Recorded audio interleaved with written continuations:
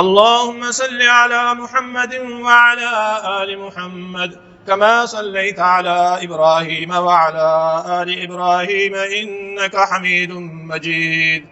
اللهم بارك على محمد وعلى آل محمد كما باركت على إبراهيم وعلى آل إبراهيم إنك حميد مجيد. اللهم انفعنا بما علمتنا وعلمنا ما ينفعنا وزدنا علما. رب أعوذ بك من همزات الشياطين وأعوذ بك رب أن يحضرون. رب اشرح لي صدري ويسر لي أمري واحلل عقدة من لساني يفقه قولي. سبحانك لا علم لنا إلا ما علمتنا إنك أنت العليم الحكيم. قال الله سبحانه وتعالى في القرآن المجيد والفرقان الحميد: إنما حرم عليكم الميتة والدم ولحم الخنزير وما أهل به لغير الله فمن اضطر غير باغ ولا عاد فلا إثم عليه إن الله غفور رحيم. ربیع الثانی کے مہینے میں ہمارے علاقوں میں ایک بدعت رائج ہے. آج کے خطبے میں اس کی وضاحت ہوگی. ربیع الثانی میں جناب عبد القادر جیلانی رحمۃ اللہ علیہ پیدا ہوئے. عبد القادر جیلانی رحمۃ اللہ علیہ ایک نیک اور صالح انسان تھے. آپ کے حوالے سے لوگوں میں کچھ ایسے عقائد پائے جاتے ہیں جو اسلام سے متصادم ہے. اسلام کا جو بنیادی عقیدہ ہے اس عقیدے سے متصادم ہے. بالکل اسی طرح جیسے عیسیٰ علیہ السلام سے متعلق عیسائیوں کے عقائد خود عیسیٰ علیہ السلام کے تعلیمات کے منافی ہیں. عیسیٰ علیہ السلام اللہ تعالیٰ کے عظیم پیغمبر تھے اور باقی انبیاء علیہ السلام کی طرح عیسیٰ علیہ السلام نے لوگوں کو اللہ کی توحید کی طرف بلایا اور دعوت دی. ان عیسائیوں نے عیسیٰ علیہ السلام کی محبت میں غلو کر کے ان کو اللہ تعالیٰ کا شریک بنا دیا. تو عیسیٰ علیہ السلام اس سے بالکل بری و ذمہ ہیں اور عیسائیوں نے آپ کے بارے میں باطل عقائد رکھ کر اپنے لیے اپنی آخرت برباد کرنے کا سامان کیا ہے. عزیز بھائیو، اللہ تبارک و تعالیٰ کے جو نیک بندے ہیں، اولیاء اللہ، اللہ تعالیٰ کے ولی، ان سے محبت کرنی چاہیے. اس سے پہلے عبادات سے متعلق خطبات میں آپ نے یہ حدیث مبارک سماعت فرمائی ہے جسے امام بخاری رحمہ اللہ نے ذکر کیا ہے. صحیح بخاری میں 6502 نمبر حدیث ہے. پوری حدیث بیان کرنا اس وقت مقصود نہیں ہے. اس کا جو شروع کا حصہ ہے اس میں چونکہ یہ حدیث قدسی ہے، اللہ تعالیٰ یہ فرماتا ہے: من عاد لی ولیا فقد آذنتہ بالحرب. جو شخص میرے کسی ولی کے ساتھ دشمنی کرتا ہے میرا اس کے خلاف اعلان جنگ ہے. اس لیے بھائیو، اللہ تعالیٰ کے جو نیک بندے ہیں ان کے ساتھ محبت کرنی چاہیے. اور اللہ تبارک و تعالیٰ کا نیک بندہ بننا یہ ہر شخص کے لیے ہے کہ کوئی بھی نیک بننا چاہے تو وہ راستہ اختیار کرے جس راستے پر چل کر انسان اللہ کا دوست، اللہ کا ولی بن جاتا ہے. وہ کیسے بنتا ہے؟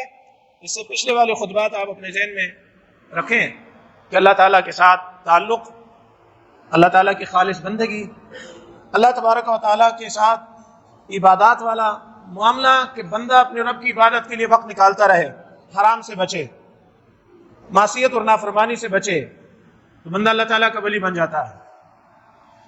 اللہ تبارک و تعالیٰ کے ولیوں سے محبت کرنا دین ہے، لیکن اللہ تعالیٰ کے ولیوں کو اللہ کا شریک بنانا یہ دین کی دشمنی ہے.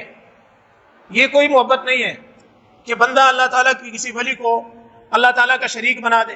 اللہ کی ذات ہے، اس کی صفات میں جو صفات اللہ تبارک و تعالیٰ کی ہیں وہ صفات اولیاء میں ماننا شروع کر دے. یہ تو دین کی جڑ کاٹنے کے مترادف ہے. اسلام کی جو عمارت ہے بھائیو، اس کی بنیاد ہے عقیدہ توحید پر. اگر بنیاد صحیح نہ ہو تو اس پر عمارت نہیں کھڑی کی جا سکتی. اعمال، افعال، نیک کام جتنے بھی ہیں اس کا اجر اور فائدہ بندے کو تب ملتا ہے جب اس کے پاس بنیادی عقیدہ سلامت ہو. ایمان، اسلام، اللہ تعالیٰ کی توحید کو ماننا، اللہ تعالیٰ کی وحدانیت کو ماننا، اللہ تعالیٰ کی الوہیت کو ماننا، جو اللہ تعالیٰ کی صفات ہیں وہ صرف اللہ تبارک و تعالیٰ کے بارے میں ہی ماننا. تو عبد القادر جیلانی رحمت اللہ علیہ کے نام پر 11ویں دی جاتی ہے. 11 تاریخ کو ربیع الثانی، یا پھر اس کی 17 تاریخ کو 11ویں دی جاتی ہے، جس کو کہتے ہیں 11ویں شریف. 11ویں دینا اس کی کیا شرعی حیثیت ہے؟ اسلام ہماری کیا رہنمائی کرتا ہے؟ محترم بھائیوں، کہا جاتا ہے کہ یہ عبد القادر جیلانی رحمۃ اللہ علیہ کے یوم وفات پر ان کے ایصال ثواب کے لیے، اگر بات صرف اتنی ہے جو کہ ہے نہیں، تو اس پر ہم یہ کہیں گے کہ یوم وفات کا دن خاص کر کے اس دن دیگے چڑھانا اور کچھ کھلانا پلانا یہ بدعت ہے. اسلام میں اس کی کوئی گنجائش نہیں ہے. غیروں کا یہ طریقہ ہے، غیر مسلموں کا یہ طریقہ ہے کہ وہ اپنے اکابر کے یوم وفات اور یوم ولادت پر مناتے ہیں. یہ اسلام کا اور مسلمانوں کا طریقہ نہیں ہے. لوگ 11ویں کیوں دیتے ہیں اس کی اصل وجہ میں آپ کے سامنے رکھتا ہوں، اور اس وجہ سے 11ویں دینا یہ انسان کے عقیدے کی عمارت کو دھڑام سے نیچے گرا دے گی. لوگ 11ویں کیوں دیتے ہیں؟ اس لیے کہ پیر صاحب کی ناراضگی سے بچنا چاہتے ہیں. 11ویں کیوں دیتے ہیں؟ پیر صاحب کی رضامندی کی خاطر دیتے ہیں کہ ہم 11ویں دیں گے تو پیر صاحب خوش ہوں گے، اور اگر نہیں دیں گے 11ویں تو پیر صاحب ناراض ہو جائیں گے. 11ویں دینے والے کا عقیدہ یہ ہوتا ہے کہ میں 11ویں دوں گا پابندی کے ساتھ، پیر صاحب خوش ہوں گے، میرا کاروبار بڑھے گا. اگر 11ویں نہیں دوں گا تو پھر میرے کاروبار میں نقصان ہو سکتا ہے. اور خاص کر جو لوگ بھینسیں وغیرہ پالتے ہیں اور عقیدے ان کے خراب ہو تو وہ کہتے ہیں 11ویں نہیں دیں گے تو بھینسیں جو ہے دودھ دینا بند کر دیں گی، آزمائش آ جائے گی، پکڑ آ جائے گی. اس سے یہ پتہ چلتا ہے کہ لوگوں کا عقیدہ کتنا خراب ہے. عبد القادر جیلانی رحمۃ اللہ علیہ، ان کے حوالے سے لوگوں کے اندر جو عقائد پائے جاتے ہیں، جو باقاعدہ اس پر لوگوں نے اپنی اپنی تصانیف کے اندر اس کو لکھا ہے. عبد القادر جیلانی کے بارے میں لوگوں کا یہ عقیدہ ہے کہ وہ دور اور نزدیک سے سنتے ہیں، کائنات میں تصرف کرنے اور نفع نقصان پہنچانے کی طاقت رکھتے ہیں. ہمارے دلوں کے رازوں سے اور کیفیات سے وہ آگاہ ہیں. ان کو اسی طرح پکارا جاتا ہے جیسے اللہ کو پکارا جاتا ہے. عبد القادر جیلانی رحمۃ اللہ علیہ کے نام پر باقاعدہ صلاۃ غوثیہ پڑھی جاتی ہے بغداد کی طرف منہ کر کے. یہ بھائیو غیر اللہ کی عبادت ہے. صلاۃ غوثیہ بغداد کی طرف منہ کر کے رکعت ادا کرنا یہ خیر اللہ کی عبادت ہے. محترم بھائیو، ان کا نام کا وظیفہ پڑھا جاتا ہے. کہتے ہیں یا عبد القادر شیئا للہ، اے عبد القادر اللہ کے لیے کچھ دیجئے. ان سے مدد مانگی جاتی. لکھا ہے امدادکم امدادکم از بند غم آزادکم، دردی و دنیا شادکم یا شیخ عبد القادر. کہنے والا کہتا ہے ہماری مدد کیجئے، ہماری مدد کیجئے، غم کی قید سے ہمیں آزاد کر دیجئے، دین و دنیا میں خوش کر اے شیخ عبد القادر. یہ باطل عقائد، یہ جو مدد مانگی جا رہی ہے اور یہ جو اپنے غموں کو مٹانا جس ذریعے سے کیا جا رہا ہے، یہ سارا کام کس کے ساتھ تعلق رکھتا ہے؟ مدد مانگنی چاہیے اللہ سے، غموں کے ازالے کے لیے دعا کی جائے اللہ سے۔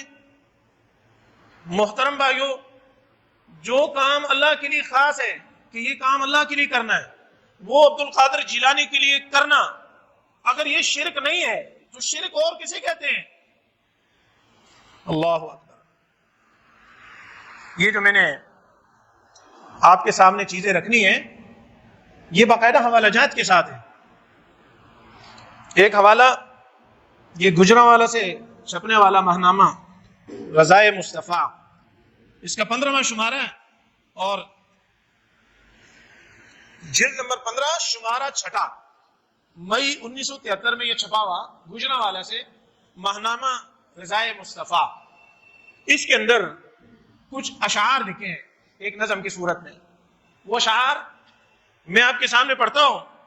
اگر یہ اصول علماء نے نہ بیان کیا ہوتا، نقل کفر نہ باشد، تو میں اس منبر پر کم از کم یہ پڑھ نہیں سکتا تھا۔ اور یہ وضاحت ضروری ہے تاکہ مسلمان جہالت سے نکلے، عقیدہ ان کا محفوظ ہو۔ بھائیو، گناہوں کی سزا بھی ہے، معافی بھی ہے، لیکن اگر شرکیہ عقیدے کے ساتھ فوت ہو گئے تو پھر صرف سزا ہی سزا ہے۔ اور یہ اللہ تبارک و تعالیٰ کا فیصلہ ہے قرآن مجید میں کہ اگر شرک کر کے کوئی مر گیا اور شرک کے عقیدے کے ساتھ فوت ہو کے ہمیں آ ملا، ہم اس کو کبھی نہیں بخشیں گے۔ اللہ تبارک و تعالیٰ کا قرآن میں فیصلہ ہے۔ جمعے کا ٹائم بہت مختصر ہوتا ہے، ہر بات پر پوری آیتیں پڑھنا، پورے حوالہ جات، یہ ممکن نہیں ہے۔ بات شروع ہوتی ہے، ٹائم ختم ہو جاتا ہے، بات باقی رہ جاتی ہے۔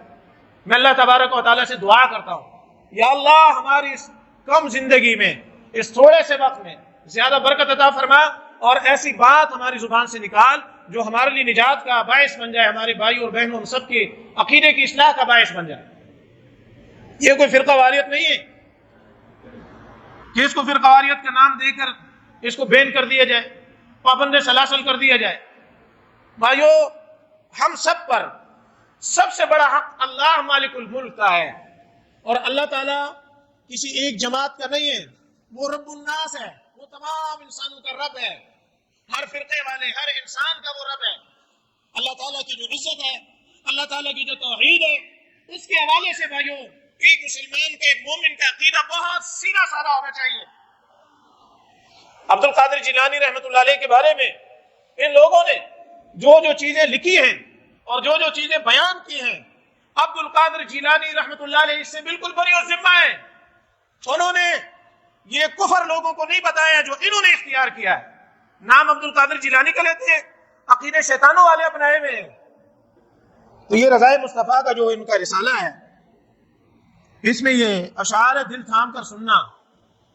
کہتے ہیں خدا کے فضل سے ہم پر ہے سایہ غوث اعظم کا، خدا کے فضل سے ہم پر ہے سایہ غوث اعظم کا۔ غوث اعظم کس کو کہتے ہیں؟ عبد القادر جیلانی کو۔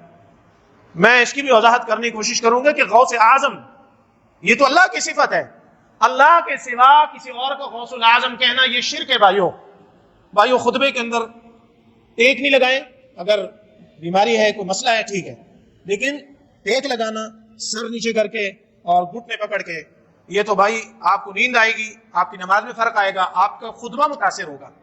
یہ چند منٹ ہوتے ہیں، بہت حاضر دماغی کے ساتھ، حاضر دل کے ساتھ بیٹھ کر سننا چاہیے، ہو سکتا ہے ہمیں فائدہ ہو جائے۔ کہتے ہیں خدا کے فضل سے ہم پر ہے سایہ غوث اعظم کا، ہمیں دونوں جہاں میں سہارا غوث اعظم کا، ہماری لاج کس کے ہاتھ ہے؟ بغداد والے کے۔ ہماری لاج کس کے ہاتھ ہے؟ بغداد والے کے۔ بلائیں ٹال دینا کام کس کا؟ غوث الاعظم کا۔ جہاز تاجراں گرداب سے فوراً نکل آیا، تاجروں کا ایک جہاز تھا، وہ پھنس گئے، تو عبد القادر جیلانی کی وجہ سے وہ فٹافٹ جو ہے وہ نکل آیا۔ جہاز تاجراں گرداب سے فوراً نکل آیا، وظیفہ جب انہوں نے پڑھ لیا یا غوث اعظم کا، وہ لوگ پھنس گئے، تو انہوں نے کیا کیا؟ انہوں نے اس وقت کہا یا غوث اعظم، یا غوث اعظم۔ انہوں نے عبد القادر جیلانی کو مدد کے لیے پکارنا شروع کیا۔ یہ ایک کفر یا شرک یا جملہ، اس کو دیکھو، اور پھر رب تعالیٰ کے قرآن کو دیکھو بھائیو، رب تعالیٰ کا قرآن ہمیں بتاتا ہے اللہ تعالیٰ کے ایک عظیم پیغمبر یونس علیہ السلام وہ مچھلی کے پیٹ میں قید ہو گئے، وہاں بھی کشتی تھی، کشتی کے سوار تھے، سمندر اور دریا کا سفر ہے، وہ قید ہو گئے، اور پھر اس مچھلی کے پیٹ کے اندر انہوں نے کون سا وظیفہ پڑھا؟ انہوں نے کہا لا الہ الا انت سبحانک انی کنت من الظالمین، یہی پڑھا تھا نا، اللہ تیرے سوا کوئی الہ نہیں، تیرے سوا کوئی سننے والا نہیں، تیرے سوا کوئی بچانے والا نہیں، لا الہ الا انت سبحانک، اللہ تو پاک ہے، انی کنت من الظالمین، یقیناً میں نے اپنی جان پر ظلم کیا، میں ظالموں میں سے ہوں۔ تو اللہ تعالیٰ خود قرآن میں فرماتا ہے فنجیناہ من الغم، ابھی ہم نے پہلے ایک شعر پڑھا تھا امدادکن از بندکم آزادکن، ہماری مدد کر، ہماری مدد کر، ہمیں غم سے نجات دے۔ یہ شاعر، گمراہ شاعر تمہیں شرک میں لگاتا ہے، اور قرآن کہتا ہے وَكَذَلِكَ نُنْجِي الْمُؤْمِنِينَ فَنَجَّيْنَاهُ مِنَ الْغَمِّ وَكَذَلِكَ نُنْجِي الْمُؤْمِنِينَ، ہم نے یونس کو غم سے نجات دی اور ہمیشہ مومنوں کو اسی طرح ہم نجات دیں گے۔ جب بھی کوئی مشکل میں پھنسے گا ہمیں پکارے گا براہ راست ڈائریکٹ پکارے گا، یا اللہ ہماری مدد فرما، یا اللہ پھنس گئے، یا اللہ تیرے سوا کوئی بچانے والا نہیں، تو اللہ فرماتا ہے میں بچاؤں گا اس کو۔ اور یہ شرک کے مریض اور عقیدے کے مریض یہ کیا کہتے ہیں؟ وظیفہ جب انہوں نے پڑھ لیا یا غوث اعظم کا، تو کیا ہوا؟ جہاز تاجرہ گرداب سے فوراً نکل آیا۔ کہتے اس طرح نکلتے گئے، ایک وقت میں 70 مریدوں کے یہاں آقا گئے، ایک وقت میں 70 مریدوں کے یہاں آقا جو ہے ایک ٹائم میں 70 مریدوں کے پاس چلے گئے۔ سمجھ میں آ نہیں سکتا معمہ غوث اعظم کا، کہتے یہ غوث اعظم جو یہ تو معمہ ہے، سمجھ میں نہیں آتا۔ سمجھ میں اس لیے نہیں آتا کہ قرآن کے خلاف ہے بھائی، سمجھ میں آ نہیں سکتا معمہ غوث اعظم کا۔ اور اگر میں آپ سے یہ عرض کروں کہ سمجھ میں آ نہیں سکتا معمہ غوث اعظم کا، انہوں نے تو معمہ قرار دیا ہے نا۔ اللہ تبارک و تعالیٰ کی جو ذات ہے، ہمارے جو اذہان ہیں، ہم اللہ تبارک و تعالیٰ کے بارے میں کہو بیان نہیں کر سکتے کہ اللہ کتنا حسین ہے، اللہ کتنا طاقتور ہے، اللہ کتنے خزانوں کا مالک ہے، ہم نہیں کر سکتے۔ یہ سیم وہی والی بات لا کے عبد القادر جیلانی میں لگا رہے ہیں کہ سمجھ میں آ نہیں سکتا معمہ غوث اعظم کا۔ شفا پاتے ہیں صدہا جاں بلب امراض مہلک سے، کہتے ہیں ایسے ایسے مریض جو ایسے امراض کے اندر ہیں کہ جو بالکل بندے کو ہلاک کر دیں، شفا پاتے ہیں ایسے ایسے مریض صدہا جاں بلب امراض مہلک سے۔ عجب دار الشفا ہے آستانہ غوث اعظم کا، کہتے ہیں غوث اعظم کا جو آستانہ ہے یہ تو پورا دار الشفا ہے، اس میں ہر قسم کے مریض کو جو شفا ملتی ہے۔ اچھا ان سے کوئی یہ پوچھے کہ بھئی تمہارے جو جماعت کے مولوی ہیں بڑے بڑے، کوئی شوگر کا مریض ہے، کوئی جو ہے وہ ٹانگوں سے بالکل فارغ ہے، لنگڑا بابا، لنگڑے بابا کی ٹانگیں تو نہیں سیدھی ہوئی، عجب دار الشفا ہے آستانہ غوث اعظم کا۔ کوئی شوگر کا مریض ہے، حلوے کھا کھا کے غیر اللہ کے نام پہ شوگر ہو گئی ہے، کہتے ہیں عجب دار الشفا ہے آستانہ غوث اعظم کا۔ بلاد اللہ ملکی تحت حکمی سے یہ ظاہر ہے، بلاد اللہ ملکی تحت حکمی سے یہ ظاہر ہے کہ ہر عالم میں ہر ایک شے پہ ہے قبضہ غوث اعظم کا۔ کہتا ہے عالم کے اندر جو کچھ ہے اس پر قبضہ غوث اعظم کا ہے۔ فحکمی نافذ فی کل حال سے ہوا ظاہر، فحکمی نافذ فی کل حال سے ہوا ظاہر، تصرف انس و جن سب پر ہے آقا غوث اعظم کا۔ کہتے ہیں غوث اعظم جو ہے ان کا تصرف تمام انسانوں پر چلتا ہے، تمام جنات پر چلتا ہے۔ بتائیو یہ اللہ کی صفت ہے یا نہیں؟ اللہ کی صفت ان کو دے کر کیا تاثر دے رہے ہیں؟ ہوا موقوف فوراً ہی برسنا اہل محفل پر، ہوا موقوف فوراً ہی برسنا اہل محفل پر، جو پایا ابر بارہ نے اشارہ غوث اعظم کا۔ برستی ہوئی بارش جو ہے فوراً رک گئی جب غوث اعظم نے اشارہ کر دیا کہ بس دی اینڈ، کہتے فوراً رک گئی۔ جو حق چاہے وہ یہ چاہے، جو یہ چاہے وہ حق چاہے تو مٹ سکتا ہے پھر کس طرح چاہا غوث اعظم کا۔ کہتے غوث اعظم جو چاہتا ہے وہ کیسے نہیں ہوگا، وہ ہو کے رہے گا۔ فرشتے فقیہوں کے دلوں سے دھویا ان کے سوالوں کو، فقیہوں کے دلوں سے دھویا ان کے سوالوں کو، دلوں پر ہے بنی آدم کے قبضہ غوث اعظم کا. کہتے ہیں بنی آدم کی جو دل ہے نا اس پہ اصل قبضہ تو غوث اعظم کا ہے. وہ قم باذن اللہ جلا دیتے مریضوں، جلا دیتے مردوں کو. وہ قم باذن اللہ جلا دیتے تھے مردوں کو. مردے کو کہتے ہیں قم باذن اللہ، کھڑے ہو جاؤ اللہ کے حکم سے. کہتے مردہ زندہ ہو جاتا تھا. بہت مشہور ہے احیاء موتا غوث اعظم کا. کہتے ہیں غوث اعظم کا یہ مردوں کو زندہ کرنے کا بہت مشہور ہے. آگے میں بتاؤں گا کس طرح جو ہے یہ مردوں کو زندہ کرتے تھے. اللہ تعالیٰ ہمیں اس کفر پر معاف کرے. بیان کرنا ہماری مجبوری ہے، ایسا نہ ہو کہ کوئی بندہ جو ہے اس کفری عقیدے کو اختیار کر کے قبر میں چلا جائے. اللہ اکبر. فرشتے مدرسے تک ساتھ پہنچانے کے، فرشتے مدرسے تک ساتھ پہنچانے کو جاتے تھے. یہ دربار الہی میں رتبہ غوث اعظم کا. لعاب اپنا چٹایا احمد مختار نے ان کو، تو پھر کیسے نہ ہوتا بول بالا غوث اعظم کا. رسول اللہ نے خلعت پہنایا برسر مجلس. غور کرو، رسول اللہ نے خلعت پہنایا برسر مجلس. بجے کیوں کر نہ پھر عالم میں ڈنکا غوث اعظم کا. کہتے غوث اعظم کو تو رسول اللہ نے مجلس کے سامنے خلعت پہنایا ہے. بھائیو اب ان سے کوئی پوچھے کہ بھئی یہ ثابت ہے؟ کیونکہ رسول اللہ کے ساتھ ان کی ملاقات بھی جو ہے یہاں پہ ثابت ہو رہی ہے. ہمارا ظاہر و باطن ہے ان کے آگے آئینہ. کہتے ہیں ہمارا ظاہر اور ہمارا باطن ہے ان کے آگے آئینہ. کسی شے سے نہیں عالم میں پردہ غوث اعظم. کہتے ہیں غوث اعظم سے نا کسی چیز کا کوئی پردہ نہیں ہے، ان کو سب اندر باہر سب نظر آتا ہے. اللہ اکبر. بھائیو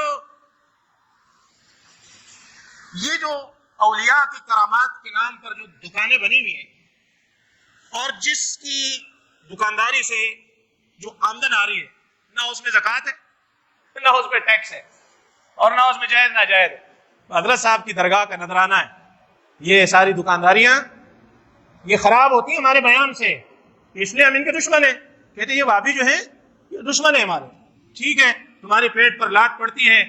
اللہ تبارک و تعالی ہم سب کو ہدایت عطا فرمائے.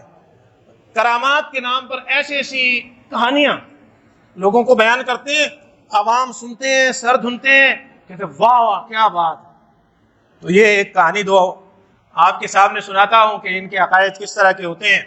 یہ سلسلہ سہروردیہ کے امام ہیں شیخ شہاب الدین سہروردی. سلسلہ سہروردیہ کے امام ہیں شیخ شہاب الدین سہروردی. یہ جو میں آپ کے سامنے واقعہ پڑھنے جا رہا ہوں اس کا حوالہ ہے باغ فردوس معروف بگلزار رضوی صفحہ 26، اور اسی طرح کرامات غوث اعظم صفحہ 81 پر یہ لکھا ہے. فرماتے ہیں کہ والدہ ماجدہ حضور غوث الثقلین کے والد ماجد کی خدمت میں حاضر ہوتی ہیں. غور سے سننا. اور عرض کرتے ہیں حضور دعا فرمائیں کہ میرے ہاں لڑکا ہو. تو آپ نے لوح محفوظ کو دیکھا تو لوح محفوظ میں ان کو نظر آیا کہ وہاں تو لڑکی لکھی ہوئی ہے. آپ نے لوح محفوظ میں دیکھا اور اس میں لڑکی مرقوم تھی. مرقوم کا مطلب لکھی ہوئی تھی کہ بھئی اس کے ہاں لڑکی ہوگی. آپ نے فرمایا تیری تقدیر میں لڑکی ہے. بی بی یہ سن کر واپس ہوئی. راستے میں غوث اعظم ملے. آپ کے استفسار پر سارا ماجرا بیان کیا. آپ کے استفسار پر سارا ماجرا بیان کیا. پتہ نہیں تھا کہ کیا ہوا ہے. پہلے کہتے ہیں ہر چیز کی پتہ ہے. اب یہاں لکھتے ہیں کہ آپ کے استفسار پر پھر بی بی نے بتایا کہ میں اس طرح آئی تھی اور ایسے سے بات ہوئی. پتہ کچھ نہیں ہے، پوچھنا پڑتا ہے. حضور نے فرمایا جا تیرے ہاں لڑکا ہوگا. اب جب اس کے ہاں لڑکی ہوئی تو کہنے لگی آ کر کہ لڑکا مانگا تھا اور لڑکی ملی ہے. تو غوث اعظم کہنے لگے کہ میرے پاس تو لے کر آ. جب لے کر آئے کپڑا ہٹایا تو دیکھ کر فرمانے لگے دیکھو یہ لڑکی ہے کہ لڑکا. اب جب بی بی نے دیکھا کہنے لگا ہاں واقعی یہ تو لڑکا ہے. یہ ساری کہانی جو ہے یہ کس کے بارے میں؟ یہ جناب سلسلہ سہروردیہ کے امام شیخ شہاب الدین سہروردی کے بارے میں ہے. پھر آگے لکھا ہے آپ کے حلیہ مبارک میں ہے کہ آپ کے پستان جو تھے وہ عورت کی طرح تھے، یعنی 2 in 1. کیا سمجھ آئی؟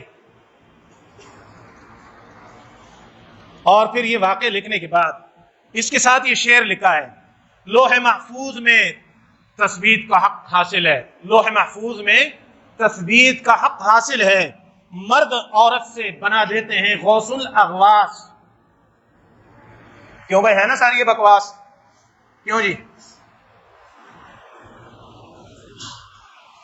کرامات غوث اعظم محمد شریف نقش بندی، اس کا صفحہ 92-93 پر ایک اور کہانی لکھی ہوئی.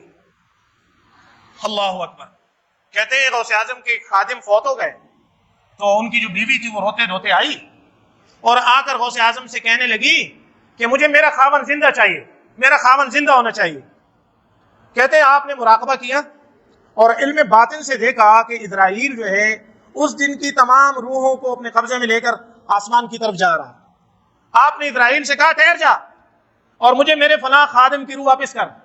اسرائیل نے جواب دیا کہ میں ارواح کو حکم الہی سے قبض کر کے اس کی بارگاہ الہی میں پیش کرتا ہوں، تو یہ کیسے ہو سکتا ہے کہ میں اس شخص کی روح تجھے دے دوں جس کو میں حکم الہی سے قبض کر چکا ہوں. آپ نے اصرار کیا مگر ملک الموت نہ مانے. تو بس قوت محبوبیت میں ٹوکری ان کے ہاتھ سے چھین لی. بس قوت محبوبیت میں ٹوکری ان کے ہاتھ سے چھین لی تو جتنی اس دن کی روحیں ٹوکری کے اندر جمع تھی وہ ساری چلی گئی اور جہاں جو مردہ تھا وہ اپنے اپنے جسموں میں روح داخل ہو گئی. وہ سارے لوگ جو ہے دوبارہ سے زندہ ہو گئے. تو خادم صاحب بھی زندہ ہو گئے. اللہ یار کہانی تو بعد میں پوچھیں گے، تمہارے جو اتنے بڑے لیڈر فوت ہو گئے ہیں یار کم از کم اسی کو زندہ کر دو تاکہ تحریک آگے چلے.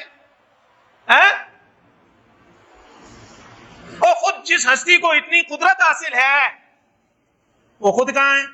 مٹی کے نیچے. لوگوں کو زندہ کر رہے خود فوت ہو رہے. کیوں فوت ہو رہے؟ ویسے پڑھتے رہیں گے اللہ لا الہ الا هو الحی القیوم لا تاخذہ سنۃ ولا نوم، اور عقیدہ یہ رکھیں گے، یہ 11ویں کے لیے یہ عقیدہ رکھیں گے کہ دیکھو نا اتنے بڑے ولی تھے کہ مردے جو ہے زندہ ہو جاتے تھے. اگر آپ مجھے اس کی تشریح کی اجازت دیں، ٹائم ختم ہو گیا ہے.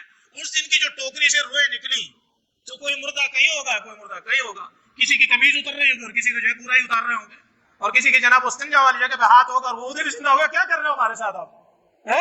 مردے نے تو پھر کسی ٹائم بھی زندہ ہو جانا ہے. کوئی نہلایا جا رہا ہے، کوئی دفنایا جا رہا ہے، کوئی اٹھایا جا رہا ہے، کسی کا جنازہ ہو رہا ہے تو کسی کو اٹھا کے لے کے جا رہے ہیں. اور ان کے عقیدے کے مطابق وہ حضرت صاحب نے جو ٹوکری ان سے لی تو وہ سارے مردے زندہ ہو گئے. وہ تو کسی بھی حالت میں ہوں گے تو زندہ ہوں گے نا. انا للہ و انا الیہ راجعون. 1-2 منٹوں میں یہ عرض کر دیتا ہوں کہ یہ جو ہم نے ان تمام اشعار میں اور ان واقعات میں بار بار ایک ہی لقب سنا، غوث اعظم. کیا لقب سنا؟ غوث اعظم. صرف اس ایک بات پر میں قرآن مجید کی ایک آیت آپ کے سامنے رکھ دیتا ہوں بھائیوں. غوث کہتے ہیں مدد کرنے والا، فریاد رس. غوث کہتے ہیں فریاد سننے والا. اور اعظم کس کو کہتے ہیں؟ سب سے بڑا. ہمارا یہ عقیدہ ہے کہ فریاد سننے والا اللہ ہے. دلیل تمہاری نماز سے دوں گا، جو میں بھی پڑھتا ہوں آپ بھی پڑھتے ہو. ابھی ہم نماز میں پھر کریں گے. سمع اللہ لمن حمدہ، سن لی اللہ نے اس شخص کی جس نے اللہ کی تعریف کی. اللہ تعالیٰ کی صفت ہے السمیع، سننے والا.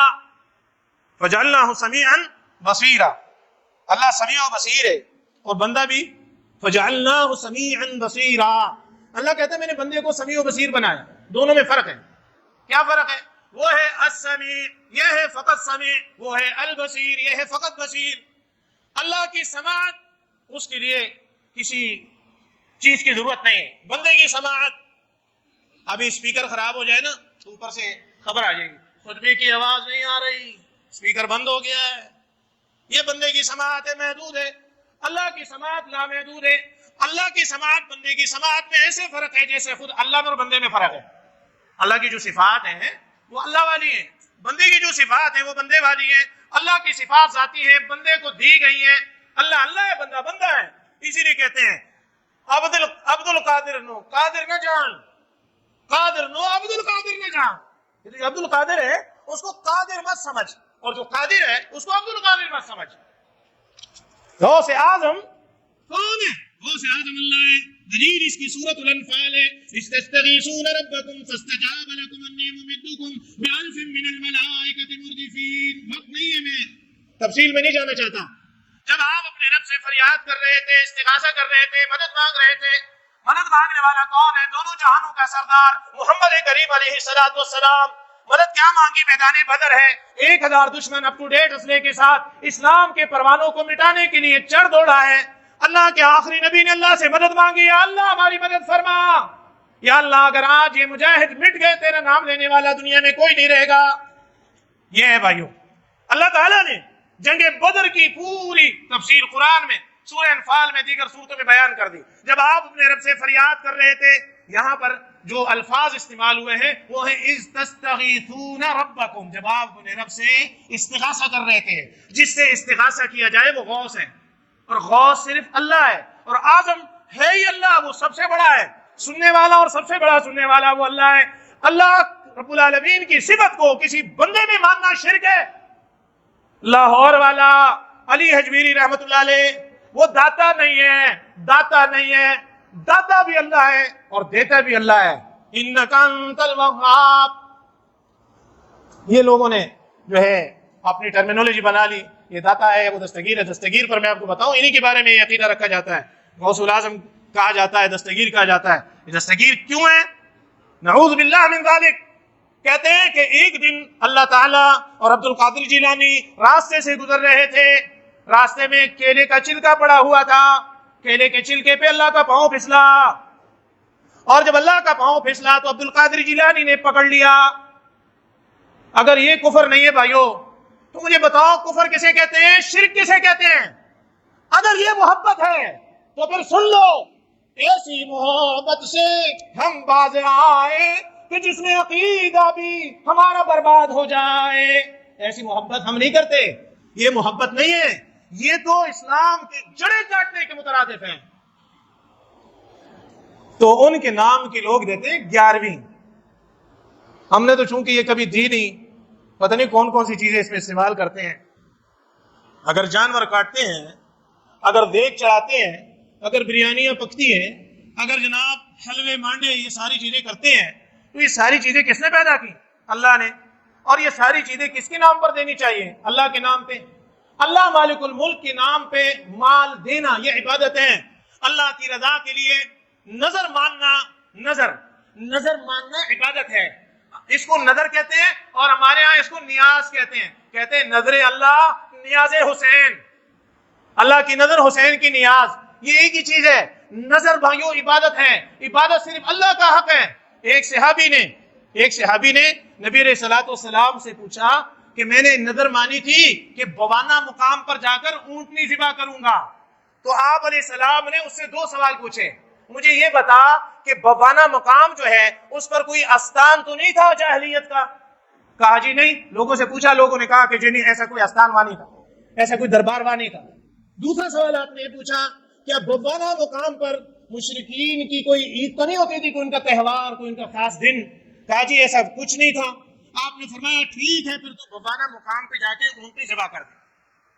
اونٹنی کس کے نام ذبح کرنی؟ اللہ کے نام کی. اللہ کے بندوں کو کھلانی ہے, ایک ثواب کا کام ہے. لیکن اگر اس حدیث پر آپ غور کریں, اگر اس جگہ پر مشرکین کا کوئی استان ہوتا تو یہ پھر اس کی اجازت نہیں تھی. اگر مشرکین کا وہاں کوئی خاص دن تھا تو اس کی اجازت نہیں تھی. چونکہ وہاں ایسا کچھ نہیں تھا اس لیے اجازت دے دی. محترم بھائیو, اپنا مال اللہ کے نام پر اللہ کی رضا کے لیے دینا چاہیے. یہ جو میں نے قرآن مجید کی آیت پڑھی سورۃ البقرہ کی, اسی سے متعلق سورۃ المائدہ کی 3ری آیت بھی ہے, اسی سے متعلق سورۃ الانعام کی آیت نمبر 145 ہے. جا کر یہ حوالے جات میں نے آپ کے سامنے بیان کر دیے. خود قرآن کھول کر اس کو پڑھنا ضرور, اس کا سادہ ترجمہ پڑھنا. اللہ تبارک و تعالیٰ فرماتا ہے انما حرم علیکم المیتۃ والدم ولحم الخنزیر وما اہل به لغیر اللہ فمن استر غیر باغ ولا عاد فلا اثم علیہ ان اللہ غفور رحیم. انما کلمہ حصر ہے. حرم علیکم, حرام کر دیا ہے اللہ نے تم پر, المیتۃ مردار, والدم خون, ولحم الخنزیر خنزیر کا گوشت, وما اہل به لغیر اللہ ہر وہ چیز جس پر اللہ کے سوا کسی اور کا نام پکارا جائے. کیوں جی 11ویں پر کس کا نام پکارا جاتا ہے؟ کہتے ہیں یہ پیر صاحب کی 11ویں ہے, اس لیے بھائیوں کہتے ہیں یہ حرام ہے. وما اہل به لغیر اللہ, قرآن مجید میں 3 مقامات آپ کے سامنے رکھے ہیں. ہر وہ چیز جس پر اللہ کے سوا کسی اور کا نام پکارا جائے. کلمہ حصر کے ساتھ اللہ فرماتے ہیں حرم علیکم. یہ تو میرے فرقے کی باتیں نہیں ہیں, میں آپ کے سامنے قرآن پڑھ رہا ہوں, حدیث پڑھ رہا ہوں, اللہ کے دین کی بات آپ کے سامنے رکھ رہا ہوں. آپ پر لازم ہے تحقیق کرو اس کی. اللہ تبارک و تعالی ہم سب کو قرآن و حدیث کی سمجھ عطا فرمائے. اللہ تعالیٰ ہمیں فرقہ واریت کی لعنت سے محفوظ فرمائے. اللہ تعالیٰ ہمیں اور ہمارے بچوں کو شرک سے بچا لے. ہمیں شرک سے بچا لے کیونکہ شرک سب سے بڑا گناہ ہے. اور اللہ تعالیٰ ہمیں اپنے توحید پہ زندہ رکھے. اور یا اللہ توحید کے عقیدے پر ہماری جان لینا تاکہ تجھ سے ملاقات ہو تو ہم سے راضی ہو. اقول قولی ھذا واستغفر اللہ لی ولکم ولسائر المسلمین.